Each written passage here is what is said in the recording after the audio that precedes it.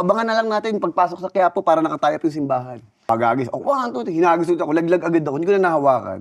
Tapos noon, 2007 noon, sabi ko, hindi ko na namalayan. 3 hanggang 4 na pelikula ang ginagawa ko na sa isang buwan. Dumating na ako din sa point na hindi na ako halos nakakauwi. From pack up, dumidiretso ako sa kabilang location. Umabot ako meron ako inabot ako ng 10 a.m. Pausa-pausa ako dahil syempre wala kang pera, hindi ka makapagbukas ng aircon. May kotse na ako that time. Direk, nasaan na po kayo? Kanina pa po ako nandito. Bakit?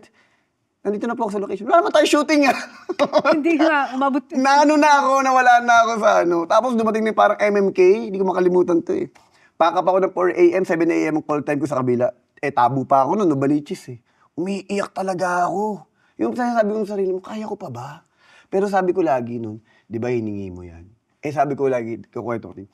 Pag nagdadasal kami nun ng lola ko sa Quiapo, lagi lang ako sinasabi ko, Lord, bigyan niyo lang ako ng trabaho, kahit ano. Kahit wag ako matulog.